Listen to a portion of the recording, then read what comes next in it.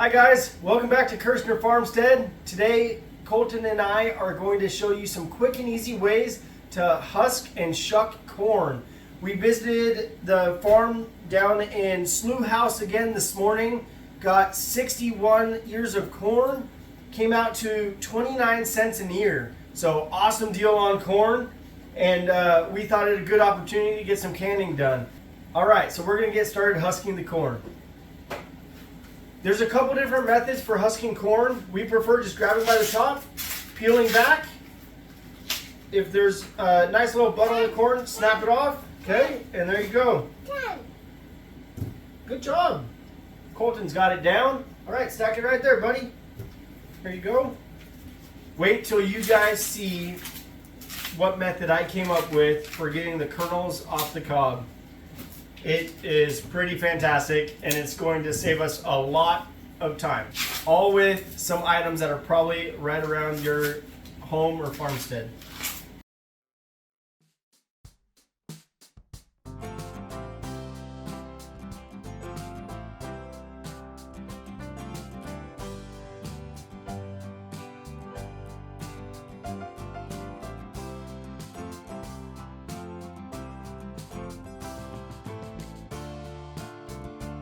All right guys, well the husking process is complete.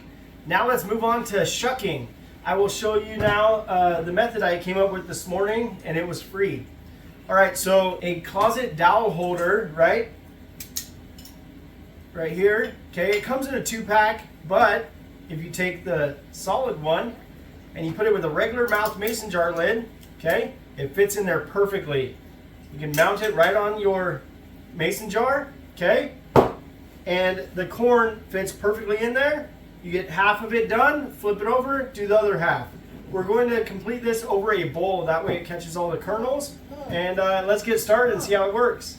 All right guys, so we're gonna get started here. As you can see, the dowel holder fits in there perfectly in a regular mouth mason jar lid. Okay, now remember, this is glass.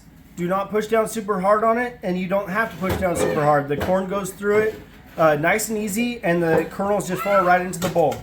So, if you protect it with your hand a bit, okay, the kernels will stay in there. Flip it over, okay, hit the other side. There you go. And the corn is completely cleaned off. There's a little bit on this tip here. We'll hit it up with the knife, but for the most part, almost all the kernels are off. It's going to save you a lot of time. All right, let's do another.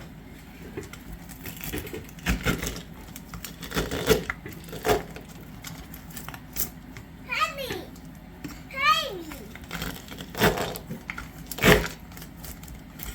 Look at that, guys. Nice and clean. All the kernels came off, and that corn cob is done. Okay? Chickens are going to love it.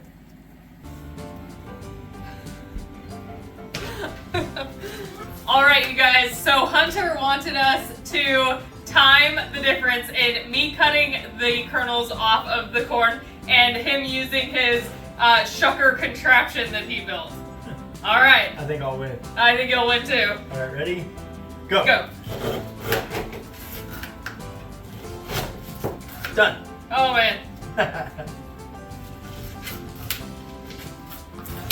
Now I say that, but there was a couple kernels left on there.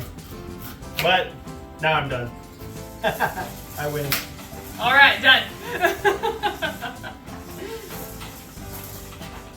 Now, I do have to say that the kernels are more whole if you use a knife. So if this was like sharper, then we think that it would work better. We're almost getting more of like a cream corn consistency, which we love, so it's fine. But keep that in mind if you want to build one. Definitely. All right, you guys, so Justin got all of our corn shucked, and we wound up with 13 pounds. I'm not sure exactly how many jars that's going to make, but 20 jars can fit in my pressure canner. So let's hope that it's less than that, because I don't want to do 2 batches right now. But anyways, so corn does need to be pressure canned because it is a low acid food. So, and it is so easy, you guys. Okay, so all we're going to do is we are going to take our corn and loosely pack it into our jars, put in a half a teaspoon of salt, and then we're going to top it off with water, okay?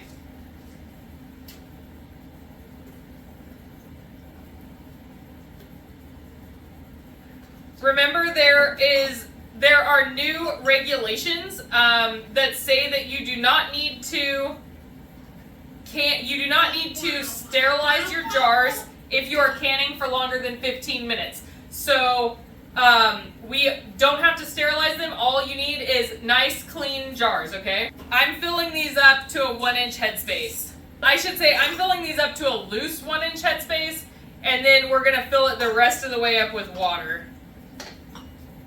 There's still some corn silks in here because we just shucked them, but that is okay.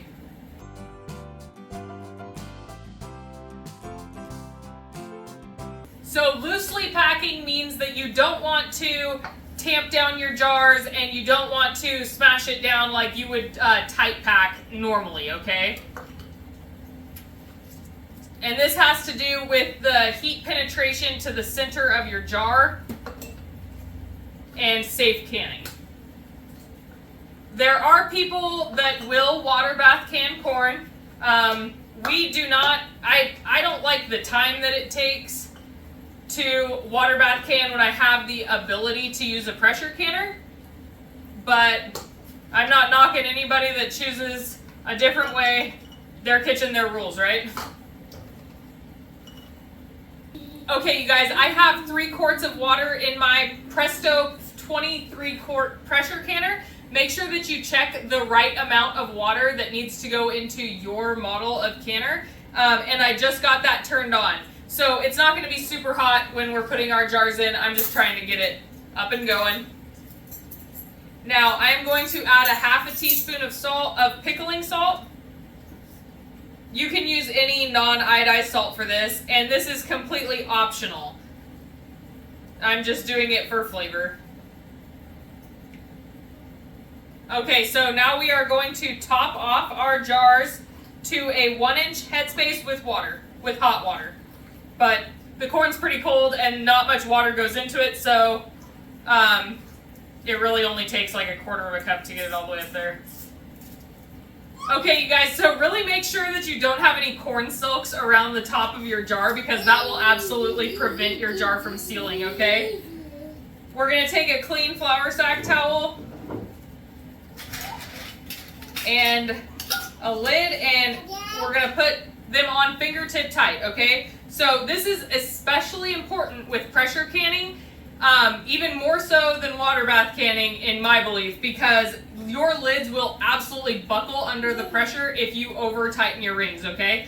So what you're going to do, you're going to clean off your jar rim, and then you're going to take a clean lid and you're going to put it on and go till you feel resistance, and then go a quarter turn farther, okay?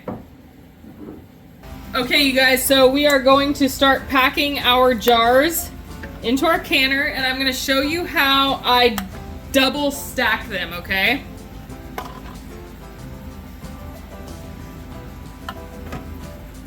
I can fit a total of 20 smallmouth mason jars in this canner.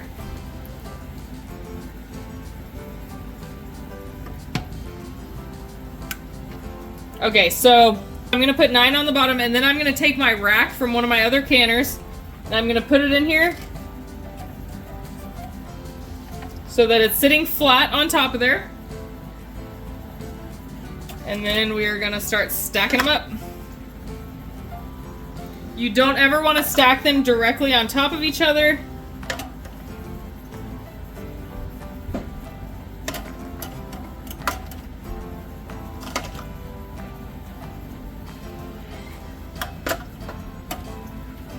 Okay, so before you can, you need to make sure that you check all of your, make sure that your little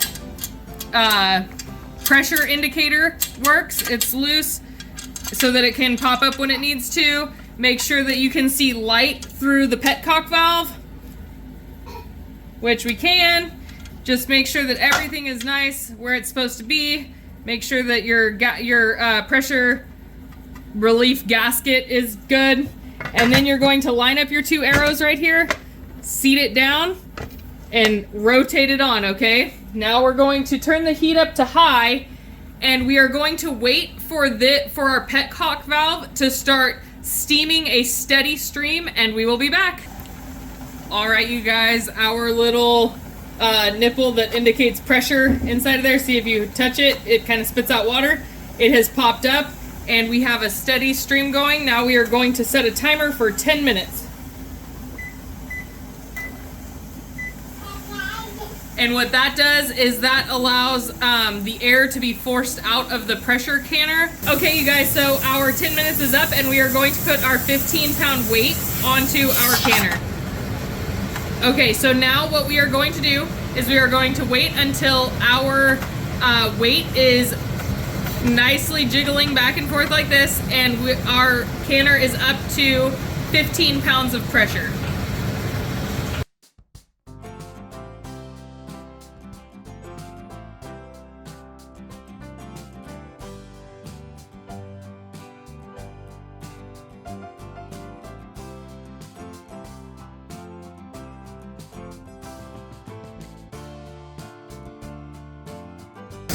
All right, guys, our gauge is starting to rock.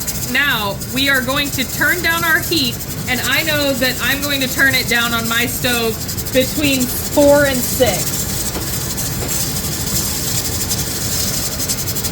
Every stove is going to be different. They're all gonna have a sweet spot, and I know that mine sits right between 4 and 6, okay? So what we want from this is we want it gently rocking. We don't want it like crazy, going all nuts, okay? Because that's when we're getting too high of pressure. All right, we just want a nice, slow, like a hula girl. That's how I was taught, that you want that to look like a dancing hula girl.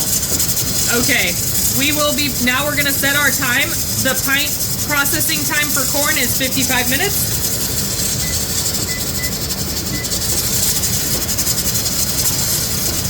And we are going to watch it and make sure that it stays good.